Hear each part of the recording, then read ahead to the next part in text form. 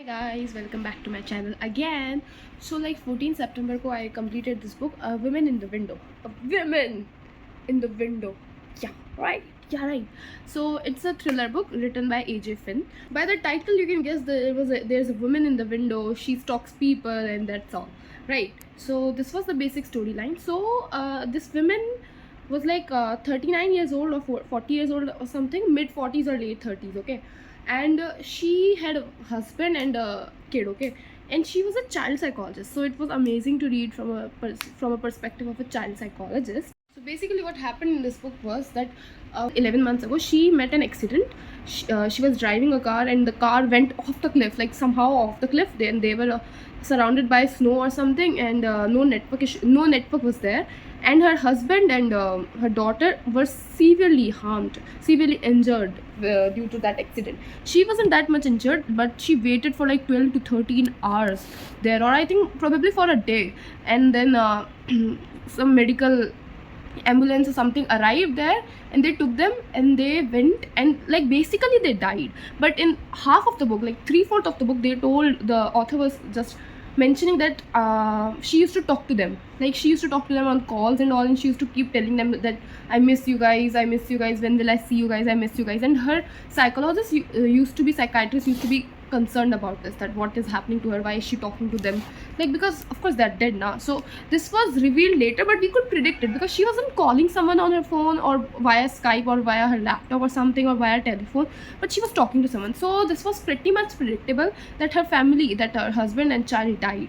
So now before they died, they were about to get separated, the husband and wife. You know why? And they were about to reveal the news to their daughter as well. They were about to get separated because the wife, the child psychologist, had an affair going on with someone from his work environment only, with another colleague. So now she's all a lonely woman now. She has no one to take care of, nothing to do, and oh my god, I forgot to mention this. So they died, and then she got so much traumatized, and due to that trauma she became agoraphobic. So okay, so like agoraphobia is kind of a fear, or something like that, in which you avoid going to places which might give you panic or anxiety attacks or something like that.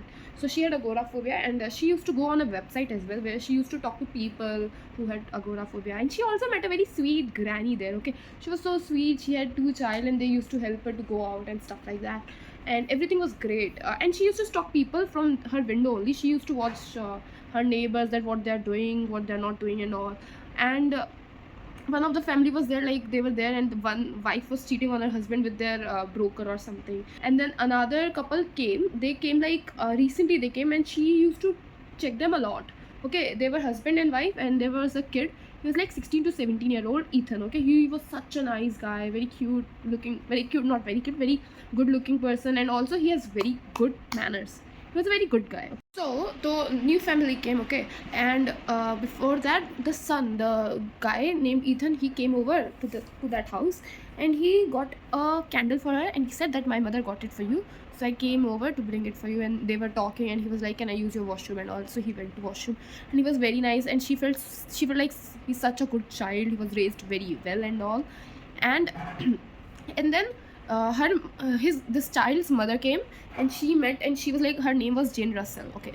The names are very important, you guys remember the names and the characters here, because this is very important for you guys and for me.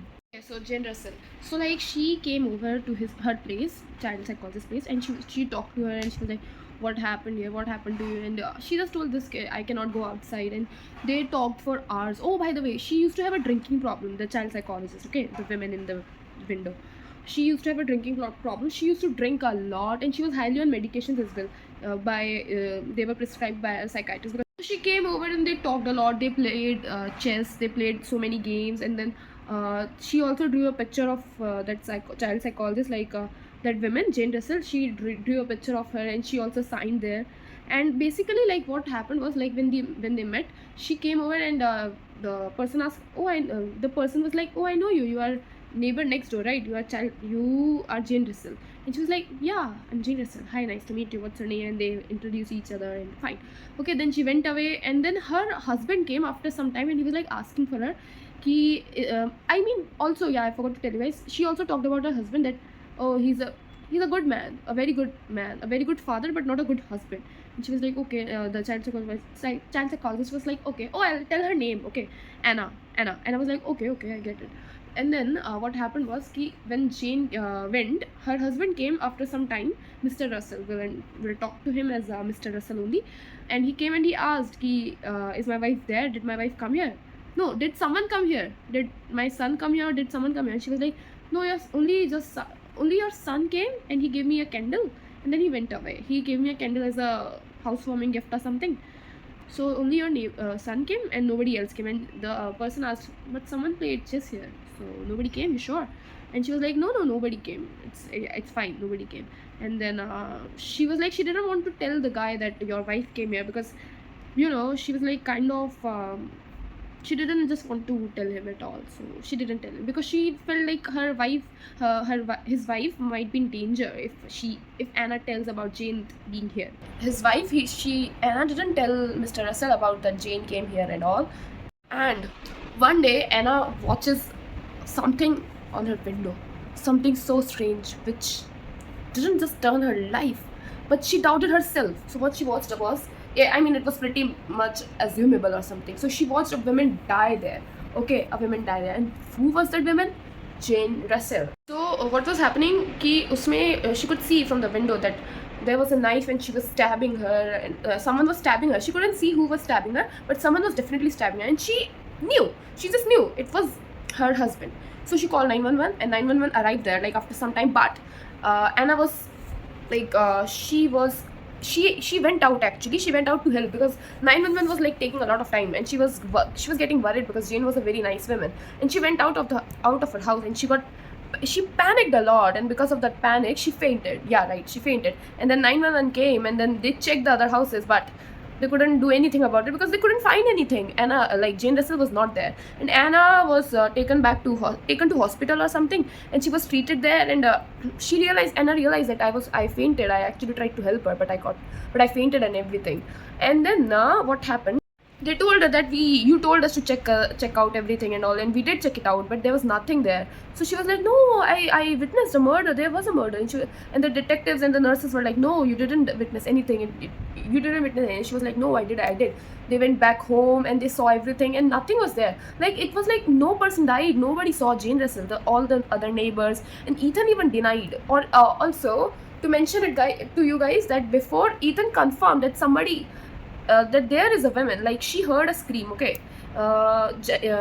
Anna heard a scream of a woman which was Jane, and she was like confirmed, and she called on the phone, and Mr. Russell denied that there was no scream. So I don't know why he denied. And then Ethan came over once and he said that please don't tell about the scream to anyone, please, I'm so sorry, and something.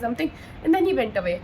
And Ethan was like very sweet guy, and he wanted to, like, he was kind of scared of his father. She came home, all the detectives came home to her. Ethan came and Mr. Russell came, and Mr. Russell and Ethan, they all denied, they all denied the existence of Jane. And she was like, I saw her, she was there, and she was 100% there. And they were like, no, she was not there. And by the way, they switched, like they came all the way to New York from another place because he got fired. Like Mr. Russell got fired. Also, oh my god, I forgot to mention you guys. So there was a tenant in her house as well, like in Anna's house. His name was David. Okay, he was a guy. He was living in a basement, and he was not so young and not that old. Okay. They all were saying that she is not here. She's not here. Mr. Russell even said that she is not even here in town, and she came, like Mrs. Russell came, and Jane Russell, another Jane came, yeah, and she was like, I am Jane Russell, who are you talking about? And she was like, no, you're not Jane Russell. I mean, you do kind of look like similar, like just blonde hair and brown eyes. Otherwise, there's nothing similar. You look completely different from the Jane Russell that I'm talking about, and you are a copy. Maybe you are having an affair or something. Maybe you are a liar, totally. So she got offended by this, that how dare her calling her liar and all. So then what happened was, as everyone was saying that, and she started saying, no, I know she's not true, this is not real. And she started like stalking them again and again. And one day the other Jane Russell called and said that please don't stalk her, and then we will inform the police and all. And she was like, she wouldn't do that then. And then one day she was like following her, like she went out of her house. She had agoraphobia, right? She still went out of her house. She took a umbrella with her so that she could avoid places and she could only be limited to some places, right? And then she went out and she followed her to the cafe or something. And then she saw, and then the other Jane Russell also saw her, and they both were like, damn, you couldn't come out of your house, right? Then how are you here? I mean, Jane Russell went to her house and she called the police, and the police came over, detectives, okay, and they said that they confronted Anna, and they were like, how could you do this? How are you doing this? And Anna told that no, this is not my fault. I trust me. I saw Jane. This is not Jane. And after some days, what happened with Anna was that David was not there, her tenant, right?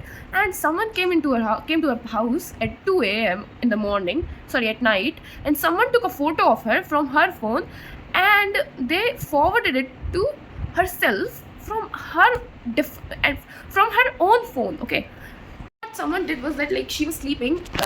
They took a selfie of her and they forwarded it to her another at next day 12 p.m.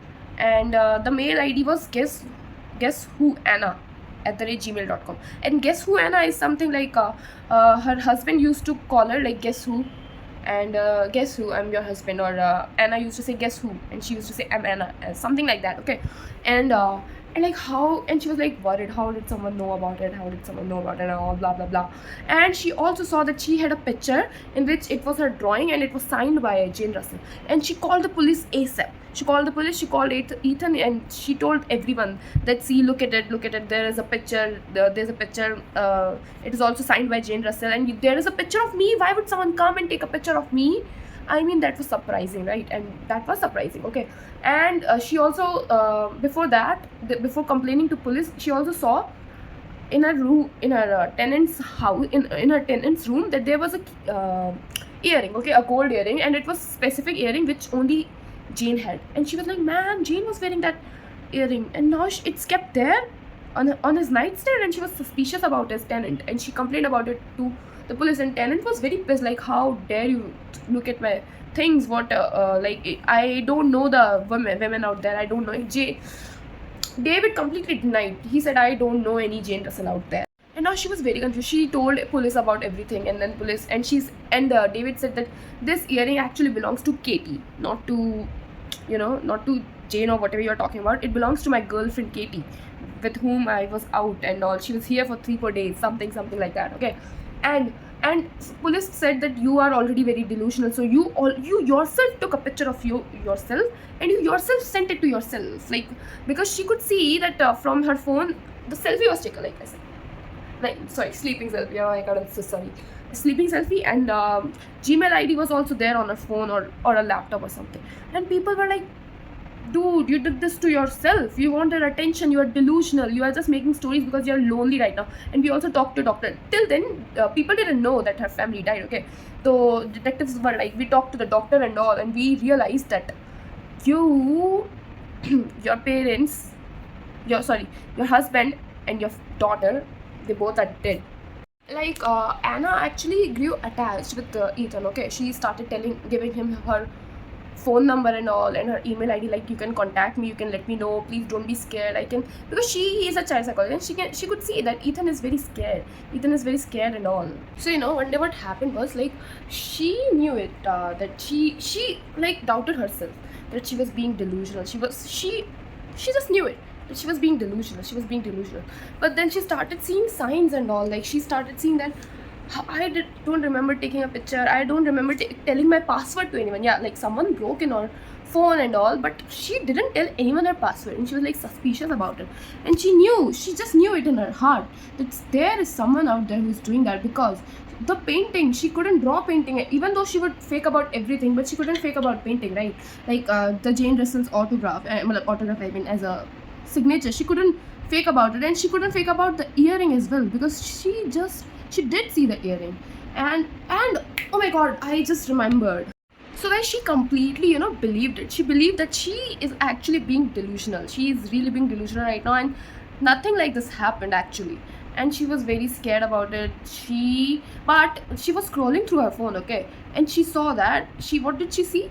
There was a picture of herself, and she felt so bad about it. She was like, oh my god, I did it to myself, this is me. And then in another photo, what happened was, she saw another photo and there was a reflection of Jane Russell, and she was like, damn it, fuck, there's a picture of Jane Russell right there. I mean, how the fuck is it possible? Okay. And she knew it. This is when she knew that she was not being delusional at all. She just knew it that this is definitely Jane, and there is something definitely going on right now, and someone was hiding something. And she texted Ethan fast. She called him like, Ethan, come fast, come fast. I have to show you something. I have to show you something. This is, guys, this is where the main twist starts and all. Okay. So Ethan somehow came. Ethan was like, okay, my dad just coming. I'll just end the call or something. No, she saw his dad going there, and she was like, okay, your dad is coming, end the call and all, and just come fast. I have to show you something very important. Ethan goes there to her place. She shows the picture, and Ethan was like, finally, Ethan was very relieved to know this. Ethan was very relieved, and Ethan was like, okay, I'll tell you what really happened. So because I was scared, that's why I didn't tell you. So this person is actually my real mother, but she abandoned me when I was like 2-3 years old, because she abandoned me and she got so much into drug and meth and all, and she never told me about my father and all, and he was like very much sad about it, and still she always, and someone else adopted her, like the real Jane Russell. Yeah, that other Jane Russell was the real Jane Russell. So real Jane Russell and Mr. Russell adopted the child when he was like 4 years old. And somehow Ethan knew that he didn't know who his father was. Like, she never mentioned it, Jane, her mom, okay, her real mom. And the real name of her mom was Catherine, which is long for Katie. And Catherine was spending nights with David, the tenant of her of Anna, right? I know, right? And then he revealed the story that she came again. She followed us in our previous home as well, and she followed us here as well. And I was very scared. Ethan was being very emotional about it, and he started even crying a little bit. And I was very scared that my father would actually do something to her, to harm her or something. I really loved my mother and all, and I wanted to see pictures. She kept showing me pictures. I wanted to see who my father was. I wanted to know everything and all. And my parents are very sweet. I didn't want my parents to leave as well. Like, he called his adoptive parents as parents, and he called her as my biological mom, okay? And her biological mom came again, like when real Jane Russell was not there. That's when she came. And Mr. Russell was not there. He knew, Katie knew that Mr. Russell and Jane Russell are not there, so I'll go to his house and talk to him. And she talked to me, and she went there, and the scream you heard, it was because of my father only, my adoptive father. He tried to kill, do something to her, to threaten her or something, but she came back. She still came back after 2 days, okay? And then he killed her, and she was like, and I was like, oh, we need to go to police, and also we buried her to somewhere, to some garden, okay? So, and I was like, oh, we need to go to police, and police will believe you and all, and we have proof, we also have evidence of a body. And Ethan was like, but they are my parents, they adopted me, they love me, they did it, they killed that woman, they helped me, they killed that woman because they wanted to protect me and everything. So I can't do this, I'll go to them, I'll tell them the story that everything, and they will have to admit it. And Anna was scared, and I was really scared about it, but Anna really wanted him to do this, talk to her dad about it and everything. So Anna gave him his time, and Anna didn't call anyone, okay? So Ethan went to his place, and then, guys, I'll tell you what really happened. So he went to her place, but he came back. There was no police, of course. He didn't call any police. He didn't inform his parents. He came back to kill her.